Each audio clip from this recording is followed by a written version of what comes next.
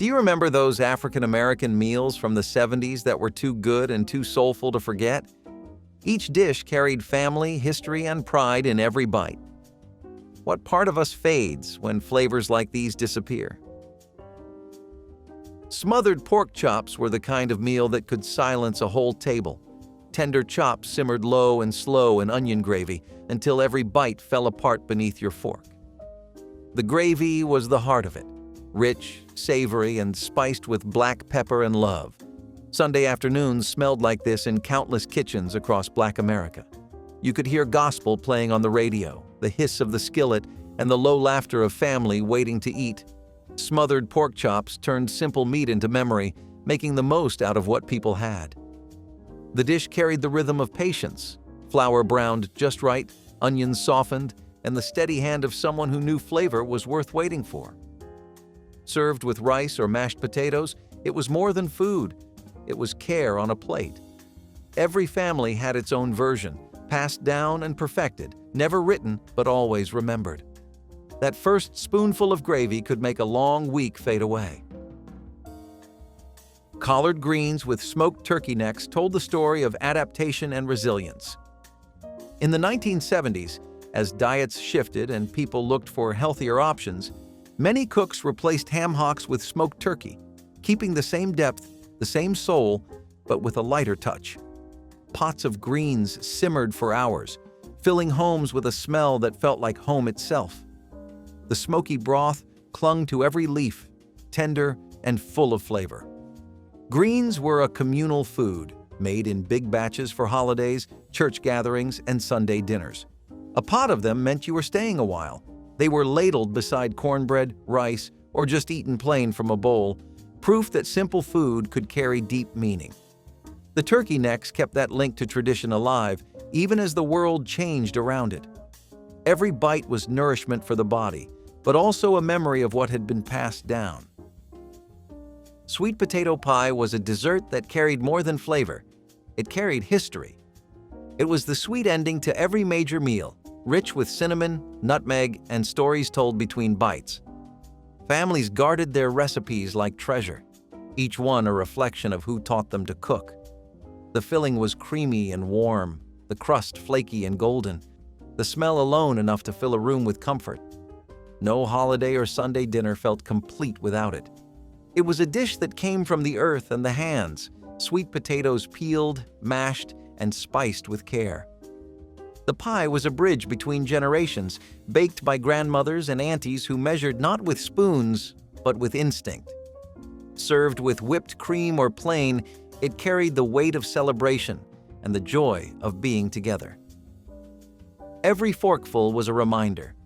Sweetness could come from even the humblest roots. Fried catfish and hush puppies made Friday nights feel like summer, even in the dead of winter. The smell of hot oil, cornmeal, and fresh fish drew neighbors to porches and backyards. Catfish fillets dusted with seasoned meal and fried until golden came out crackling, ready to be dipped in hot sauce or tartar. Hush puppies, round and crisp, fried alongside them, soaking up the same magic. Church picnics, fish fries, and block parties all had their share of this meal. It was the sound of laughter and the taste of community. People gathered for it not just to eat, but to talk, to sing, to share life. Every bite carried pride, flavor, and faith. It was food that didn't just fill bellies, it fed the spirit. You could always tell when the catfish was ready. The sizzle would fade, replaced by the sound of joy. Macaroni and cheese baked with sharp cheddar wasn't just a side, it was the soul of the meal. Every family had their own version, bubbling golden in Pyrex dishes, topped with breadcrumbs or more cheese if they were feeling fancy. It came out of the oven with edges crisped just right, the center creamy and molten. Sharp cheddar gave it bite, but it was love that made it rich. At reunions, funerals, holidays, this dish held the table together. It wasn't about precision, it was about feeling. Stirring the cheese sauce, layering the noodles, baking until perfect, all of it was ritual. Kids waited for that first scoop, adults claimed the crunchy corners, and everyone knew who made the best pan. It was more than comfort.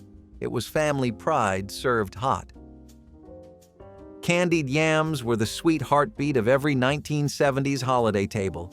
Thick slices of sweet potato bathed in butter, brown sugar and cinnamon, caramelized until sticky and golden. The syrup shimmered, clinging to every edge, transforming something simple into something sacred. They weren't rushed, slow-baked until tender, fragrant, and glowing like amber under the light. Some cooks added nutmeg, others a splash of vanilla, each version as personal as a fingerprint. The dish carried warmth through generations, a dessert disguised as a side. It symbolized abundance, care, and memory, the kind of flavor that made you close your eyes after the first bite. Candied yams didn't just sweeten the meal, they sweetened life. Oxtail stew was the taste of patience. It took time, hours of simmering to turn tough meat into silk. The gravy thickened slow, flavored with onions, garlic, and sometimes beans or carrots. It filled the house with an aroma that promised reward for waiting. Oxtail wasn't a luxury. It was survival turned into mastery. Families knew how to stretch it, making one pot feed many, serving it over rice or mashed potatoes. The meat, tender and rich, fell off the bone and melted into the sauce. It was humble food with royal taste.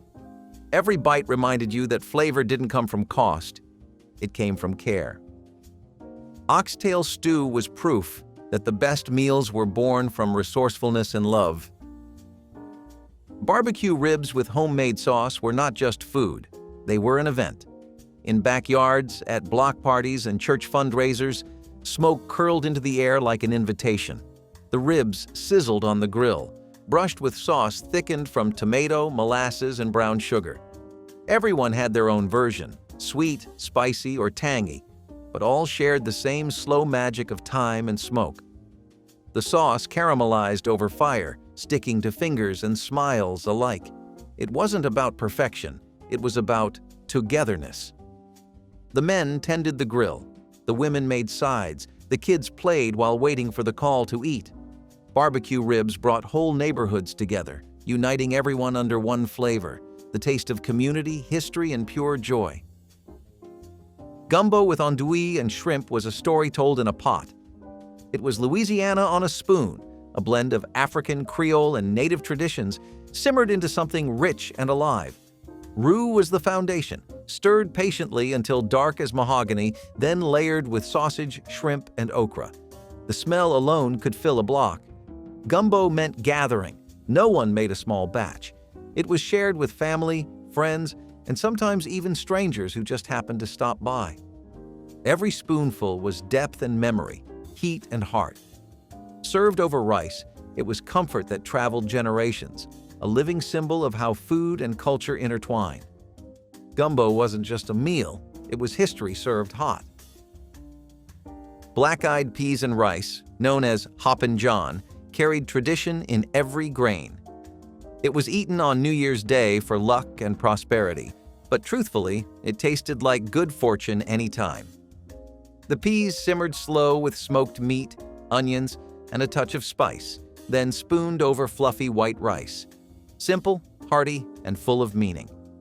It was a dish that came from necessity but became celebration. Families passed it down with the same reverence as a prayer, believing each bite would bring blessings for the year ahead. The aroma of smoky beans filled homes with warmth and hope. Hoppin John wasn't just about wealth. It was about gratitude, resilience, and the joy of sharing what you have.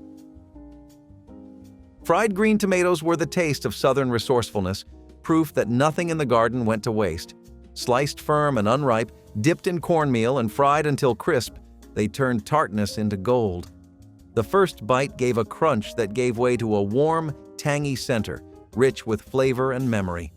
Cooks made them when tomatoes ripened too slow or when they wanted to stretch the harvest just a little longer. They were served at picnics, fish fries, and on porch tables with a side of pride. Some dipped them in hot sauce, others in ranch or buttermilk, but everyone agreed. They tasted like summer held on to just a bit longer. The sound of oil sizzling, the smell of cornmeal browning, it was comfort dressed in simplicity. Fried green tomatoes weren't fancy, but they didn't need to be. They carried history in every crunch, the ingenuity of turning what you had into something worth celebrating. They were also a lesson in patience, in knowing just when to pull them from the pan so the crust stayed crisp and the center soft. The way the tang of the tomato met the salt of the batter made it impossible to eat just one. Each slice felt like a small triumph over waste, a reminder that creativity was the heart of survival. When you bit into one, you weren't just tasting food. You were tasting tradition, pride, and the joy of making something out of almost nothing. Hot water cornbread was the humble hero of the meal, fried golden and crisp at the edges, soft and steaming inside. Made with cornmeal, salt, and boiling water, it was proof that simplicity could taste like heaven. The batter sizzled as it hit the pan, forming small, round cakes that browned in moments. It was food born from thrift and passed down through generations, each batch a reminder of what hands could make with almost nothing. Served alongside collard greens, black-eyed peas, or pinto beans, it soaked up flavor like it was made for it. The texture was tender yet hearty, holding its own beside any main dish. No holiday table or Sunday supper felt complete without it. It was the kind of food you could make by feel, no measurements needed, just memory, rhythm, and the sound of a wooden spoon scraping the bowl. Each bite was a connection to home, to history, to everything good about gathering around a warm meal. The smell of cornmeal frying in cast iron filled the room with warmth, a scent that said dinner was almost ready. When it came to the table, no one waited long. Everyone knew how good it would be. It was eaten plain with honey, or used to mop up the last bit of potlikker from greens. Hot water cornbread was simple in ingredients, but endless in meaning. It was survival turned art, poverty turned pride, and tradition kept alive by hands that refused to forget. Peach cobbler with biscuity crust was pure southern joy baked in cast iron. Juicy peaches simmered in sugar, butter, and cinnamon until their syrup thickened, bubbling up through golden layers of dough. The crust baked flaky and slightly crisp on top, soft and buttery beneath. Served warm with melting ice cream, it was comfort so deep it almost hurt. It wasn't just dessert, it was storytelling. Every family had its own version, some sweeter, some spicier, all made with care. You could smell it long before it reached the table, the perfume of peaches filling the kitchen like sunlight. It was the reward for long days, the sweetness after struggle. Cobbler didn't require precision, it asked for feeling. You knew it was ready when the top turned amber and the edges caramelized just right. The first spoonful always brought quiet, a hush of pure appreciation. It was dessert that reminded everyone what love tasted like when it came from the oven. The juice seeped into the crust, creating that perfect blend of crisp and tender, where the fruit's tang met buttery warmth. Cobbler was celebration food, baked for birthdays, after church gatherings, or simply because peaches were in season. It brought people together, gathered around a pan still steaming, spoons ready. Even after the plates were scraped clean, the memory lingered. In every bite was gratitude, for sweetness, for family, for the small joys that made life rich. Chitterlings, that are also known as chitlins, were not for the faint of heart, but for those who understood where flavor comes from. Cleaned, seasoned, and slow-cooked for hours, they were a dish of endurance, skill, and deep cultural pride. Their roots ran through slavery, survival, and the brilliance of making beauty from what others threw away. The smell filled the house before the first bite ever did, a smell that spoke of patience and tradition. Vinegar, onions, and red pepper transformed the humble into the remarkable. Served with hot sauce, they carried both history and defiance, a reminder that food is as much about identity as taste. Families cooked them together, talking, laughing, sharing the labor of love. For many, chitlins were not just a meal, but a ritual, a way of remembering and honoring those who came before. Every chew held the weight of resilience, and every bite, the celebration of survival. They were cooked at gatherings that lasted all day, where pots simmered and stories flowed just as easily. Preparing them was an act of respect, a reminder that even what was once discarded could be turned into a feast.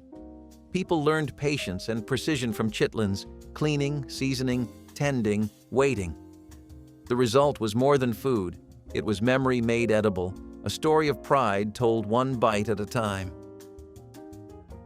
Red beans and rice turned Monday nights into something sacred. In many African American homes, it was the one-pot meal that stretched through generations, affordable, filling, and made with heart. Dried beans soaked overnight, simmered slow with sausage, onions, garlic, and a touch of bay leaf. The smell filled the kitchen by noon, promising dinner that warmed from the inside out.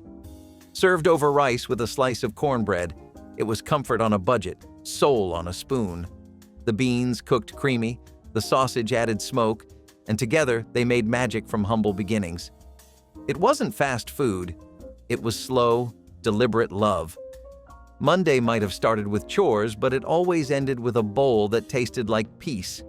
Red beans and rice were not just a meal, they were proof that nourishment could come from both food and faith. Fried chicken wings with hot sauce were the flavor of joy, shared laughter, and late-night gatherings. Crispy skin crackled under every bite, seasoned to perfection and drenched in tangy heat. They were sold in corner spots, cooked at home, served after church, or passed around at card games. Wings were for everyone, affordable, delicious, and pure fun. In the 1970s, they became soul food's superstar, a dish that spoke of ingenuity and abundance all at once. The oil popped, the aroma teased, and people lined up before the plate even hit the table. Fried chicken wings didn't need ceremony. They were community in motion, fingers messy and hearts happy. That splash of hot sauce wasn't just flavor, it was attitude. They made you sweat, smile, and reach for another. To taste one was to taste a piece of freedom seasoned with pride. In every neighborhood, you could find a version unique to the hands that made it. Some spiced bold, others tangy and sweet, all unforgettable. Cookouts, midnight suppers, and game nights revolved around them. They were the unspoken language of togetherness. The sizzle in the pan and laughter in the air were all part of the same rhythm, a rhythm of joy that only fried chicken wings could bring back. Okra and tomato stew was summer in a pot, a dish that kept gardens alive even when the frost came. Fresh okra sliced thin, stewed with ripe tomatoes, onions, and a pinch of spice. The sauce thickened slowly, the okra giving it that signature silkiness. It was humble and hearty, born from backyard gardens and passed through family hands. Some added corn, others bell pepper, but everyone knew it was best eaten with cornbread to soak up the juices. It was simple but layered, tangy from tomatoes, earthy from okra, with a comfort that stayed with you. This dish carried the sound of screen doors, the hum of fans, and the taste of long afternoons. It was how people remembered summer when the days grew cold. Okra and tomato stew was never just a side. It was the memory of soil, sweat, and sunlight served warm in a bowl. In the 1970s, when convenience foods were taking over, this dish kept the connection to the land alive. It was food you could trace back to a patch of dirt, a pair of calloused hands, and a proud smile. Even when canned versions appeared, nothing could replace the taste of okra fresh from the garden, stewed slow with love and patience. Neckbone and rice was the meal you made when you had little but turned it into plenty. Cheap cuts, slow cooked until the meat slid off the bone, transformed into something deep and rich. The broth soaked into rice, creating flavor that money could never buy. It was food for working hands and weary souls. Families ate it together after long days, grateful for every bite. The sound of bubbling pots filled kitchens as stories were told, jokes traded, and memories made. Neck bones might have been overlooked by some, but for others, they were the star of the table. Seasoned right, simmered long, and served with love, it was soul food at its purest. Every plate told the same story: humble beginnings, endless heart. The rich aroma filled homes with warmth long before dinner was served. Every spoonful tasted like perseverance, proof that even small portions could carry great power. It was not just about the food, but the ritual of waiting, watching, and knowing that patience brought reward. In those slow-cooked bones was the soul of Southern cooking, thrift, flavor, and pride shared across generations. Stuffed bell peppers with ground beef and rice were the definition of comfort food. Bright peppers were hollowed and filled with a savory mix of beef, onions, tomato, and rice, then baked until tender. The smell alone could draw a family to the table. It was the kind of dish that made weeknights feel like holidays. Cooks found ways to make it stretch, feeding many with just a few ingredients. Each pepper came out glistening, soft on the outside, hearty inside. The tomato sauce bubbled and thickened in the oven, coating everything with warmth. Kids might have pushed the peppers aside at first, but they always came back for seconds. In the 1970s, it was a meal that said home with every bite. It was proof that you did not need extravagance to eat well, just care, seasoning, and time. Families often served them with biscuits or cornbread, letting every drop of sauce find a place to rest. Stuffed peppers fit perfectly into the rhythm of the decade, simple, filling, and proud. The dish spoke of resourcefulness and balance, turning ordinary ingredients into something that tasted like celebration. Ham, hock, and cabbage stew was winter's answer to hunger and cold. The hocks simmered for hours, releasing smoke and salt into the broth, softening cabbage until it melted into silk. Carrots, onions, and a touch of vinegar brought balance to the deep, rich flavor. It was food made from wisdom, born of generations who knew how to make little taste like plenty. Steam fogged the windows while pots bubbled low on the stove, and every ladleful came with warmth that felt like love. It was the kind of meal that stuck to your bones and stayed with you through the season. Served with cornbread or rice, it filled bellies and hearts alike. Ham, hock, and cabbage stew wasn't fancy. It was essential, honest, and unforgettable. It was a recipe of patience, of tending the pot until the meat fell from the bone. Families gathered around steaming bowls, grateful for something so humble yet so generous. The smell drifted through hallways, wrapping homes in comfort. Each bite tasted like endurance, the quiet power of making something out of almost nothing and making it taste like victory. Banana pudding with vanilla wafers was layered nostalgia, sweet and simple but powerful enough to bring back decades of memory. Sliced bananas rested between layers of vanilla custard and wafers, softening into a creamy, golden comfort. Some families topped it with meringue, others with whipped cream, but all agreed it was never just dessert. It was a legacy of Sunday dinners and potlucks, the one dish that always disappeared first from the table. The custard was smooth and warm, made from scratch before boxed mixes became common. Mothers and grandmothers stirred it slow over the stove, testing it by sight and scent. Kids waited for their turn to lick the spoon, already tasting tomorrow's leftovers. By the time it was chilled and ready, it carried the patience and pride of everyone who helped. In the 1970s, banana pudding was more than sweetness. It was comfort made tangible, a dessert that loved you back. Even the wafers had their purpose, holding the layers together like memory itself. To this day, one spoonful can bring back a house full of laughter, the hum of conversation, and the warmth of being together. Cornbread dressing was the heartbeat of every holiday table, a sacred dish made by instinct more than recipe. Crumbled cornbread mixed with onions, celery, broth, and sage, baked until golden and fragrant. The texture was soft but not soggy, rich yet humble. It wasn't just food, it was an offering, a link to those who came before. Every cook had their own touch, a bit more butter, a handful of eggs, a secret pinch of spice. The smell alone could make you pause and close your eyes. On Thanksgiving and Christmas, this was the dish everyone measured the meal by. It carried tradition, memory, and the rhythm of Southern kitchens where recipes were learned by watching, not reading. The first spoonful felt like home, the second like gratitude. It was food that bound families together, proving that what mattered most wasn't perfection. It was presence. Cornbread dressing wasn't just baked, it was remembered.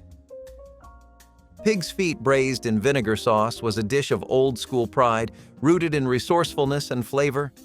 Simmered for hours until tender, the meat absorbed the tang of vinegar, the smoke of spices, and the deep savor of thyme. The sauce, sharp yet smooth, cut through the richness and made every bite memorable. This was food born of necessity, but perfected into something celebrated. Families who made it did so with care, knowing the preparation required skill and patience. The kitchen filled with the scent of slow braise and spice, a signal that dinner was serious business. For some, it was reserved for holidays or special occasions. For others, it was everyday comfort. The texture was gelatinous, the flavor bold, an acquired taste for some, but a memory of survival for many. In every piece was the story of turning little into plenty, of honoring what others might have discarded. Pig's feet weren't about luxury. They were about resilience, tradition, and flavor earned through time. Shrimp and grits was the taste of home reimagined, a Southern breakfast that found its way onto dinner tables during the 1970s revival of regional cuisine. Plump shrimp sautéed in butter, garlic, and a touch of spice were spooned over creamy, slow-cooked grits. The result was silky, smoky, and rich, a marriage of land and sea. It was food that connected people to the South's coastal kitchens, where shrimp came fresh from the docks and grits simmered all morning. In the 1970s, chefs and home cooks alike rediscovered it, transforming it from working-class breakfast to elegant supper. The shrimp glistened, the grits steamed, and the scent of paprika and bacon fat filled the air. Families made it for guests or for themselves, proud of a dish that felt both old and new. It was comfort and craft in perfect balance, proof that the best meals could evolve without losing their roots. One bite of shrimp and grits was a reminder that food could be both humble and divine. Fried bologna sandwiches were pure childhood comfort, the kind of quick, cheap meal that tasted like love. Slices of bologna sizzled in hot pans, curling at the edges until browned and crisp. The smell was unmistakable, salty, savory, and simple.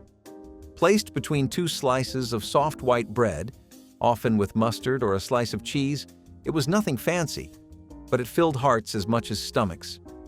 In the 1970s, it was lunch, dinner, or late-night snack, all depending on the day's mood and money. The sound of frying bologna was a signal that home was near. Sometimes it was served with chips, sometimes just on its own, eaten standing by the stove. It was the taste of resilience and joy, of making do and making good.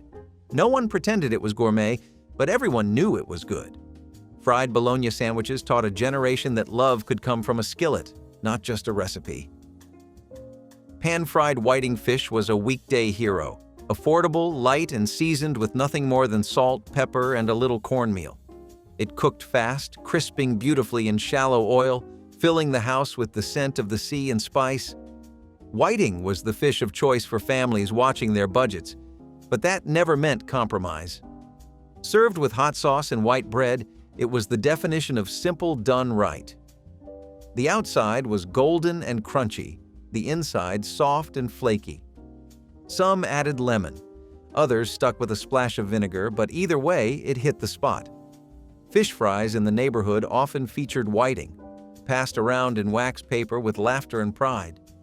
It was quick, clean, and soulful, a reminder that flavor came from care, not cost. Pan-fried whiting was proof that every meal could feel like a blessing when shared with family. Butter beans with ham bits were the quiet comfort of the dinner table. Their mild flavor and creamy texture made them perfect for soaking up broth and warmth. Cooked low and slow with ham, onions, and a little garlic, they carried a depth of taste that could calm any hunger. This dish was about patience, about knowing that flavor couldn't be rushed. The ham added salt and smoke. The beans softened until silky. Butter beans were dependable, humble, and deeply nourishing, the kind of food you made in big pots and served to whoever came by. A drizzle of hot sauce or a crumble of cornbread on top turned it from side to centerpiece. In many homes, this was weekday sustenance and weekend reward all in one. Butter beans with ham bits represented what soul food always stood for: simplicity elevated by love. sweet tea and lemon cake were Southern sunshine made edible. The tea was brewed strong and poured over ice, sweet enough to make you smile. The cake, soft, golden, kissed with lemon, was served beside it, the perfect pairing of refreshment and sweetness. Together, they turned ordinary afternoons into something worth remembering. The cake's crumb was tender, its glaze tangy, soaking through like syrup. Grandmothers served it on warm days with laughter and gossip, the sound of clinking ice in tall glasses filling the air. In the 1970s, sweet tea and lemon cake weren't just refreshments, they were hospitality itself. The combination captured everything about Southern life: warmth, sweetness, and balance. It was never rushed, never pretentious, always generous. One sip and one bite were enough to remind anyone that joy often hides in the simplest pairings. Pinto beans and cornbread were the backbone of countless dinners, simple, filling, and soul-deep. Pinto beans simmered with onions, a bit of meat, and seasoning until creamy and rich. The cornbread baked golden beside it, ready to soak up the savory broth. It was a meal that didn't cost much but meant everything. For many, it was survival food turned tradition, eaten not out of luxury, but out of love. The sound of beans bubbling on the stove was a steady comfort, the smell of cornbread baking a promise. Families gathered around small tables with big appetites and found satisfaction in every spoonful. It wasn't glamorous, but it was perfect proof that dignity and flavor lived side by side. Pinto beans and cornbread carried history and heart, feeding generations with grace and gratitude. Homemade ice cream with peach chunks was the pure taste of summer, cold and creamy with sweetness that lingered. The hand-cranked freezer sat on porches or in backyards, surrounded by cousins taking turns to churn. Fresh peaches were folded in, their juice staining the cream with sunshine. It was slow work, but worth every minute. The first scoop always went to the kids who helped, eaten before it could even harden. In the 1970s, this was reunion food, celebration food, the sound of laughter mixing with the hum of the churn. You could taste the effort, the care, the joy in every bite. It melted fast in the heat, but that only made it better. Homemade peach ice cream was proof that the best things were the ones made by hand, surrounded by family, and savored while they lasted. Souse meat was a cold, tangy delicacy that turned humble pork trimmings into something worth savoring. Often made from a pig's head, trotters, or other cuts rich in collagen, the meat was boiled until tender, pulled from the bone, and then packed into a loaf pan with a briny vinegar and spice mixture. As it cooled, the gelatin-rich broth set into a firm, sliceable terrine that was served chilled. For many African-American families in the rural South, this dish was a symbol of thrift and skill, taking what was available and making it delicious. It was often eaten with crackers, bread, or straight from the plate with mustard. The tang of the vinegar, the seasoning, and the rich texture made it stand out, especially during hot weather when lighter meals were preferred. Though it takes time and patience to prepare, souse meat was once a regular sight at kitchen tables and church socials alike. Today, it has nearly vanished from common diets, remembered fondly by those who know the balance of tart, savory, and satisfying in every slice. Dramatic color and smooth tang to every celebration during the 1970s. The batter, tinted with just enough cocoa and a splash of red food coloring, baked into striking crimson layers that contrasted beautifully with the snowy frosting. Cream cheese whipped with butter and powdered sugar provided a silky finish that balanced the cake's subtle chocolate flavor with gentle tang. Each slice looked like a piece of art on a plate, making it a favorite for church anniversaries, wedding receptions, and holiday feasts.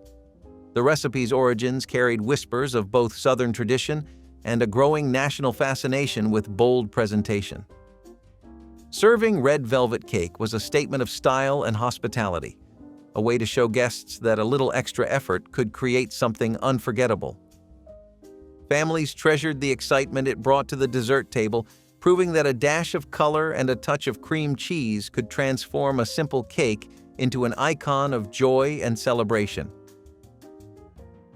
Coconut sheet cake was the cane top syrup began with the earliest shoots of sugarcane, long before the full harvest.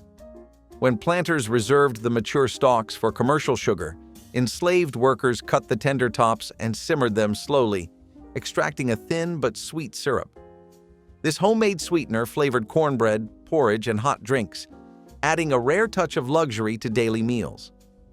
The technique reflected both African experience with cane and Caribbean methods of small-batch syrup making. After emancipation, many rural families continued to boil cane juice into syrup during the early season, a practice still alive in parts of Louisiana and Florida. The flavor is lighter and grassier than late-season molasses, making it unique among southern sweeteners. Cane-top syrup shows how skilled hands transformed what might have been discarded into something valuable, blending cultural knowledge with the natural rhythms of the crop. It stands as a reminder that even in conditions of deprivation, African-American cooks created enduring regional flavors that remain treasured in southern pantries today. Sweet potato biscuits once brought warmth to breakfast tables and Sunday dinners alike. Mashed sweet potatoes blended with flour, butter, and a touch of sugar created a dough that baked into soft, slightly sweet rounds. These biscuits paired beautifully with salty country ham or a drizzle of sorghum syrup, offering a perfect balance of savory and sweet. Families often baked them in batches large enough to feed relatives and neighbors, turning an ordinary morning into a quiet feast. The natural sweetness of the potatoes gave the biscuits a gentle orange hue, a visual comfort as well as a culinary one. Children were often given the task of mashing the cooked potatoes, a small role that made them proud participants in a beloved family recipe. Today, store-bought rolls and instant mixes have replaced the slow, careful preparation of true sweet potato biscuits. For those who remember their fragrance filling the kitchen, each bite carries memories of kinship, generosity, and a heritage that deserves to be cherished. Okra and tomato stew was a garden-born staple that thrived in warm southern summers when vegetables were plentiful. Fresh okra pods, picked before they grew tough, were sliced and simmered with ripe tomatoes, onions, and bell peppers until the flavors melded into a thick, savory stew. The okra's natural thickening quality gave the dish a comforting, almost silky texture, while the tomatoes added tang and brightness. Seasoned simply with salt, pepper, and sometimes a hint of smoked meat for depth, this was a dish that could stand alone with cornbread or be served alongside fish or chicken. In African-American kitchens, it was a way to make the most of backyard gardens and stretch a small amount of meat into a filling meal. It could be made entirely vegetarian or enriched with bits of bacon or ham hock, depending on what was available. The beauty of okra and tomato stew lay in its adaptability. Each household had its own variation, often influenced by what was growing just outside the kitchen door. Though it remains known in some southern homes, its presence has faded as fresh garden cooking has become less common in everyday life. Caramel layer cake stood tall and proud at birthdays, church anniversaries, and family reunions, its rich frosting gleaming like bronze. Bakers stacked 3 or 4 buttery yellow cake layers, each tender and moist, then spread warm, homemade caramel icing between them, letting it drip luxuriously down the sides. The icing required patience, cooked slowly with sugar, cream, and a little butter until it reached the perfect stage of deep amber sweetness. As it cooled, it formed a soft yet slightly chewy shell, creating a texture contrast that guests adored. Cutting the cake revealed ribbons of caramel clinging to each slice, a sight that made even adults clap their hands like children. In African-American kitchens of the 1970s, mastering caramel icing was a badge of honor and a skill passed lovingly through generations. Caramel layer cake was a dessert of celebration and craft, showing that with time, steady stirring, and a watchful eye, simple ingredients could become a centerpiece worthy of every milestone worth remembering. Ground pumpkin seed. Porridge transformed leftover seeds into a hearty meal that supplied both protein and healthy oils. After pumpkins were cooked for pies or stews, the seeds were washed, dried, and pounded into a coarse meal. This meal was simmered slowly in water or thin milk, creating a creamy porridge with a subtle nutty flavor. Sweetened lightly with honey or molasses when available, it became a sustaining breakfast or evening dish that used every part of the harvest. The method reflected West African culinary traditions where ground seeds thickened soups and stews, showing how transplanted knowledge enriched American foodways. Generations after emancipation, pumpkin seed porridge remained a seasonal specialty in some rural areas, appreciated for its nourishing qualities and gentle taste. Modern cooks might recognize it in contemporary seed-based milks and cereals, proving that this centuries-old practice still influences how we eat today. Ground pumpkin seed porridge highlights the wisdom of never wasting what nature provides and celebrates a heritage of careful resourcefulness that continues to inspire. Buttermilk cornbread baked in cast iron anchored countless suppers with its golden crust and tangy bite. The heavy skillet, seasoned from years of use, gave the bread a flavor impossible to match in a modern pan. Families stirred cornmeal with fresh buttermilk, a little lard, and a pinch of salt, then listened for the satisfying hiss as the batter hit hot iron. The result was a loaf both crisp at the edges and tender inside, perfect for soaking up potlikker from simmered greens or for eating plain with a drizzle of cane syrup. Grandmothers often taught their grandchildren to test the heat of the skillet by flicking in a few drops of water, a small ritual that connected generations. On Sundays after church, the scent of baking cornbread drifted through neighborhoods, promising a meal that united family and friends. Today, prepackaged mixes and quick breads have replaced the slow, careful method that once defined African American kitchens, and the art of true cast-iron cornbread grows rarer with each passing year. Ham bone soup with vegetables was one of those meals where one piece of meat flavored an entire pot. A single ham bone, stripped of most of its meat, simmered for hours with onions, carrots, and potatoes until the broth turned rich and smoky. My grandmother would add beans or greens if she had them, letting the flavors meld into something far more substantial than the ingredients suggested. Families gathered around steaming bowls, dipping bread into the broth and savoring the flavor the bone had left behind. It was frugal cooking at its finest, taking scraps and stretching them into nourishment. The soup fed many mouths, warmed cold nights, and made do with what was available. In the 1960s, when meat was costly, a ham bone could be the centerpiece of dinner, proving that thrift and patience could coax flavor out of nearly anything. Ham bone soup with vegetables carried both practicality and comfort in every ladleful. Liver and onions with pan gravy paired the deep, earthy flavor of seared beef liver with the gentle sweetness of caramelized onions for a meal that was hearty and nourishing. It was once a staple in many African American homes, especially in rural communities, valued for its affordability and high iron content.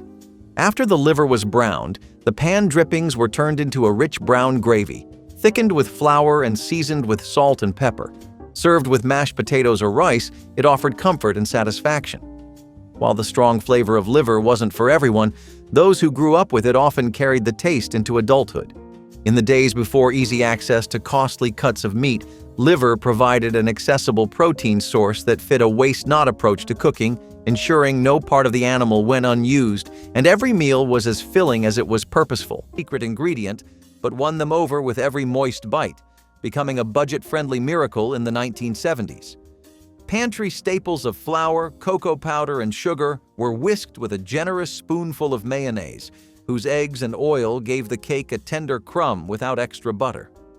Baked in a simple rectangular pan, it emerged dark and velvety, filling the kitchen with a rich cocoa aroma.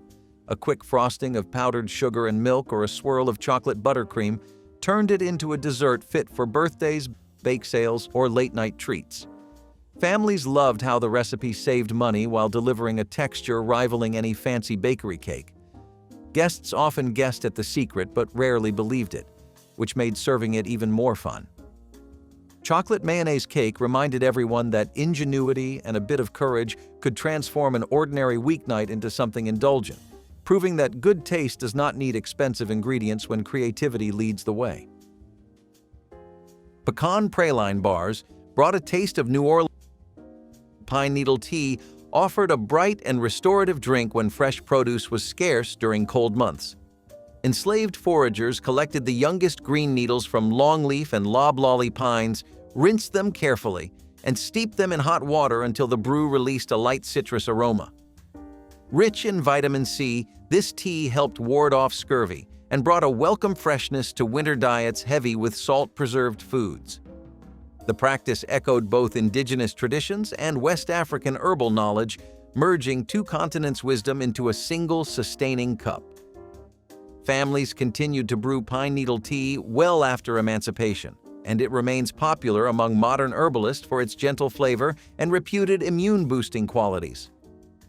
Its evergreen scent and warm golden color remind us that even in the most barren season, the forest offered nourishment.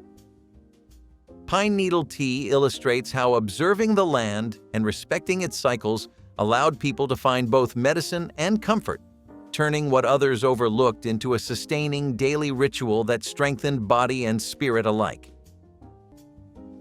If these dishes brought back even one good memory, drop your favorite in the comments and hit like and subscribe so the flavor and the stories keep living on.